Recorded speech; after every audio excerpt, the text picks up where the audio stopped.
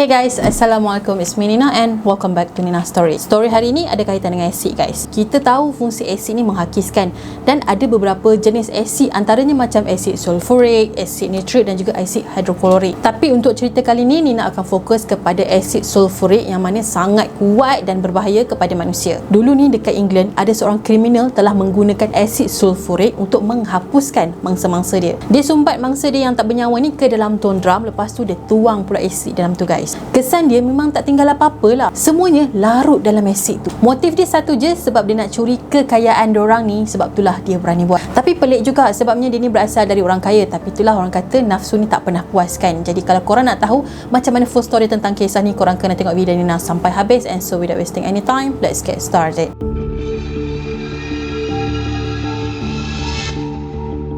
John George Hay adalah seorang serial killer yang sangat-sangat berbahaya di London sekitar tahun 1930-an dulu. Dia telah menggunakan asid sulfurik ni untuk melupuskan mangsa-mangsa dia. Sebut je pasal kes ni kan, terus Nina teringat tentang cerita Breaking Bad. Siapa yang layan cerita ni tahulah macam mana ngerinya dan disgusting cerita tu. So sebelum ni cerita apa yang dia dah buat, kita flashback sikit lah latar belakang dia. John dilahirkan pada 21 Julai 1909 di Stamford, England. Kemudian dia dibesarkan di Outwood, Yorkshire, dan family dia ni adalah seorang family yang berpegang kuat lah kepada ajaran agama, kita kata sebagai alim lah. Tapi kan ayah dia ni pelik sikit, sebabnya ayah dia tak suka bersosial secara sembarangan. Ayah dia pernah bina tembok pagar setinggi 10 kaki di keliling rumah ni semata-mata untuk avoid jiran-jiran dorang. So John ni pun membesar tanpa bersosial dan dia memang tak ada kawan sejak dari kecil. Korang boleh imagine tak budak-budak membesar tanpa kawan-kawan? Sunyi kot. Walaupun family dia kaya, dia pun cukup makan dan pakaian, tapi sebenarnya John rasa macam ada yang kurang. Dia rasa terkongkong. John sebenarnya adalah seorang budak yang pandai dan dia pernah mendapat beberapa beasiswa sepanjang dia study. Sampailah pada tahun 1934, John telah berkahwin dengan seorang perempuan yang bernama Betty Hammer, tapi hubungan diorang ni tak tahan lama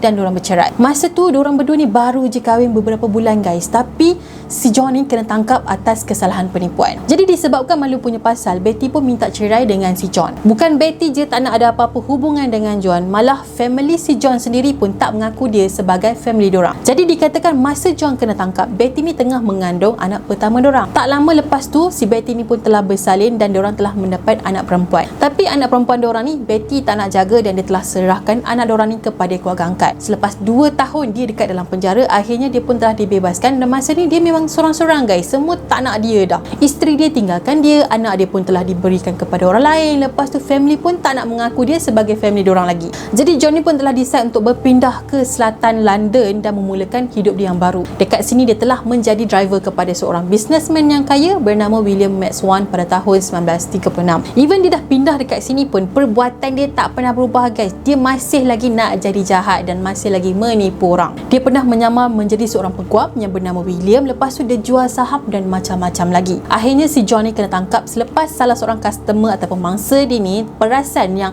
William telah salah ejen nama dia ataupun nama palsu dia lah dekat dokumen undang-undang. So dia rasa macam tak logik. Kalau kau seorang peguam, kau mesti seorang yang sangat-sangat teliti. Macam mana nama kau boleh salah dalam dokumen undang-undang? Mesti ada yang tak kena. Jadi pada tahun 1939, John pun kena tangkap sekali lagi dan telah dijatuhkan hukuman penjara selama 4 tahun. Masa dia dekat dalam penjara tu kan, dia pun terfikir macam mana dia nak buat jahat tapi tak terkantoi. Fikir punya fikir, dia dapat jawapan guys. Kejahatan dia boleh terkantoi sebabnya dia tinggalkan mangsa dia tu hidup. Dan dorang ni lah yang pergi buat report, lepas tu dia pun kena tangkap. Bayangkan kalau dorang ni dia tak biarkan hidup, mesti perbuatan dia takkan terkantoi punya. Dan pada masa inilah John terfikir untuk buat sesuatu lain daripada yang lain. Sesuatu yang lagi ngeri, iaitu membunuh. Dia menghabiskan masa dia dekat dalam penjara dan merancang jenayah apa yang dia betul-betul nak buat selepas dia bebas nanti. Kiranya dia nak buat perbuatan jenayah tu sebagai career dia untuk kaya. Pada masa inilah dia mula membuat research tentang seorang pembunuh Perancis yang bernama George Alexander Seurat. Dia mula tertarik dengan cara Alexander yang menghapuskan mangsa dia, yang mana dia larutkan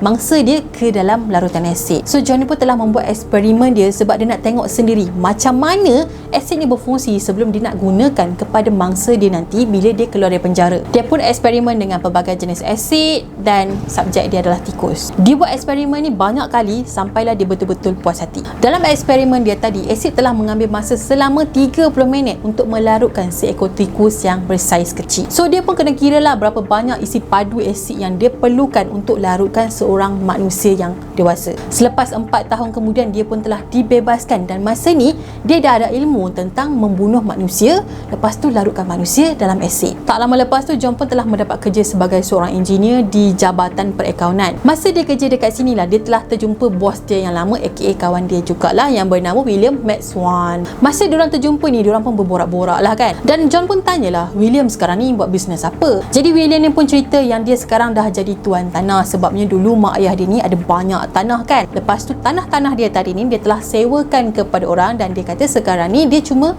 kutip hasil je. Masa John dengan cerita William, dia dah mula rasa jealous sebab bagi dia William ni kaya gila. Even pada masa tu, John ni pun dah kerja besar dekat company engineering tadi. Lepas tu gaji dia pun besar juga, tapi dia ni tamak, tahu tak? Dia tetap rasa jealous bila dia nampak William tu lagi kaya daripada dia dan lagi mewah hidup dia. Padahal kerja si William ni taklah seberapa je, tapi dia punya income tu besar. Kerja William ni pun mudah, cuma kutip hasil ataupun kutip duit je dekat penyewa-penyewa. Sedangkan si John ni terpaksa bangun pagi nak kena masuk office setiap hari. So John rasa macam tak fair lah untuk dia. Selepas pertemuan diorang berdua ni beberapa kali, John ajak William untuk berjumpa sekali lagi. Konon dia ajak nak mengopi lah, nak sembang-sembang pasal bisnes kan. Tapi sebenarnya dia ni ada agenda yang jahat. Dia ajak William pergi ke sebuah basement yang terbiar, dan dekat sinilah dia pukul kepala William sampai mati. Dengan ilmu yang dia dah eksperimen dekat penjara dulu, dia nak apply dekat William pula. Dia pun sumbatlah William ni ke dalam ton drum 40 galen dan dia isi pula asid ke dalam tu. Selepas 2 hari kemudian, jasad si William ni telah pun hancur lebu, dan John pun telah tuang sisa-sisa dalam ton drum tadi tu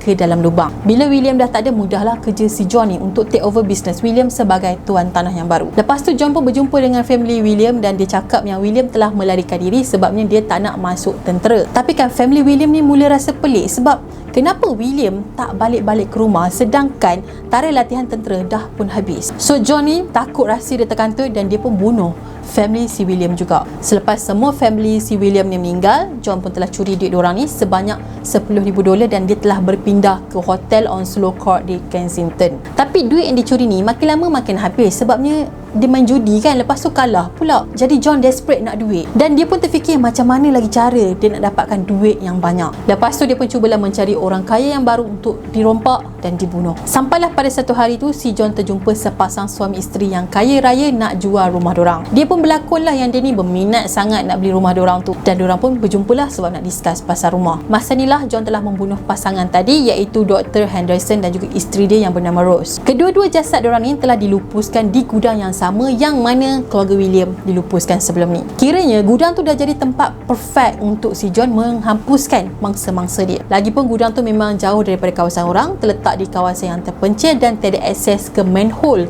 gudang tadi. So kalau dia tuang sisa-sisa manusia ke dalam manhole situ, tak ada siapa yang tahu dan mudah kerja dia. Selepas dia dah bunuh 5 orang mangsa dia, dia pun pergilah sewa gudang yang lagi besar guys. Dekat gudang ni John isi tondam lagi banyak sebabnya kawasan gudang tu sangat luas dan besar. So dekat sinilah John telah jadikan tempat kedua dia untuk menghapuskan mangsa-mangsa dia. Bagi orang-orang yang baru kenal John ni, diorang akan nampak John ni adalah seorang lelaki yang kaya dan hidup mewah. Lepas tu tinggal dekat hotel dan dia punya pakaian suit pun yang berjenama. So kebanyakan diorang ni menganggap John ni adalah seorang lelaki yang berkarisma, ada taste dan boleh belanja diorang ni minum. Sampailah kawan-kawan baru dia ni ataupun mangsa dia ni bercerita pasal harta kekayaan diorang ni akan terus DM sebagai mangsa yang seterusnya. Pada masa yang sama, John ni pun cerita jugalah dekat mangsa dia ni yang dia ni adalah seorang engineer dan juga ada small workshop. Kalau mangsa dia tertarik untuk berbincang pasal bisnes kan, dia akan ajak berjumpa dekat gudang dia, which is tempat dia nak melupuskan mangsa-mangsa dia. Dan kalau diorang ni terjebak dan datang dekat sana, diorang tak pernah lagi keluar dari gudang tu. Sampailah mangsa John yang terakhir bernama Olive telah dibunuh. Akhirnya perbuatan dia telah terkantoi dan dia pun kena tangkap. Olive ni pula adalah seorang janda yang kaya raya dan dia ni tinggal di hotel yang sama si John ni tinggal. Jadi si Olive ni dia ada plan untuk mencipta kuku palsu dan dia tahu si John ni adalah seorang engineer. Jadi kiranya dia nak berkolaborasi dengan John lah untuk merealisasikan dia punya kuku palsu dia. So dia pun kena berjumpa dengan John untuk berbincang pasal bisnes dia. Jadi John kata dekat Olive datang dekat gudang dia dan dia akan tunjuk dekat Olive ni blueprint yang dia dah pembuat. Jadi bila si Olive datang dekat gudang dia, dekat sinilah John telah menembak Olive sampai mati dan macam biasalah jasad dia ni telah dimasukkan ke dalam tuan drum selama beberapa hari dan dituang asid semua tu sampai larut dan isi padu tuan drum tadi telah dibuang di luar gudang. Dan kalau korang tahu, jasad si Olive ni lah satu-satunya jasad yang dijumpai oleh pihak berkuasa. Gudang John sebelum ni memang ada manhole, tapi manhole dia ni tak boleh diakses oleh mana-mana tempat. Tapi kan gudang dia yang baru ni tak ada longkang ataupun manhole, so dia terpaksa tuang sisa asid tadi ni di belakang runtuhan simen di belakang gudang dia. Kiranya dia tuang atas tanah macam tu je. Disebabkan dia pergi tuang dekat situ, polis telah terjumpa sisa daripada si Olive ni, tahu tak? Tapi sebelum dia kena tangkap, polis memang dah syak si John ni ada terlibatlah dengan kes kehilangan Olive. Jadi diorang pun rujuk baliklah kes-kes jenayah yang dia pernah buat sebelum ni dan kelakuan dia masa dekat dalam penjara. Lepas tu barulah polis ni ambush gudang dia dan diorang terjumpa sisa-sisa badan daripada Olive. Pada masa ni polis terjumpa ada 3 batu karang dan sekeping gigi palsu dekat gudang tu. 2 benda ni sebenarnya memang tak larut dengan asid. So disebabkan benda-benda yang diorang jumpa ni lah yang membuktikan okey, dia memang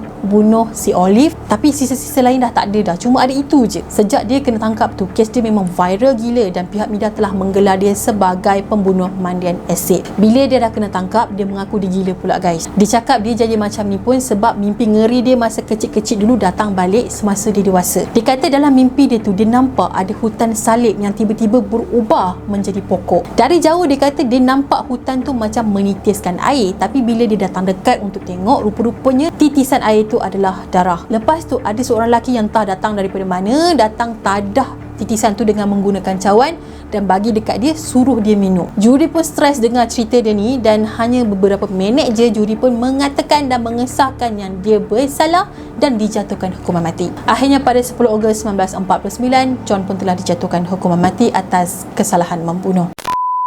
Dah kena tangkap, tiba-tiba mengaku gila pula. Konon-konon nak terlepas tapi tak berjaya juga. Nina rasa sama kes macam kat Malaysia jugalah. Tak mengaku gila, tak pun OKU, itu je. Jadi Nina rasa itu sajalah perkongsian Nina untuk hari ini dan Nina harap korang suka. Kepada korang yang belum lagi subscribe channel Nina, korang boleh subscribe di bawah dan turn on notification juga, dan jangan lupa untuk follow Nina di TikTok dan juga IG. Kita akan jumpa lagi in next video. Bye bye. Assalamualaikum.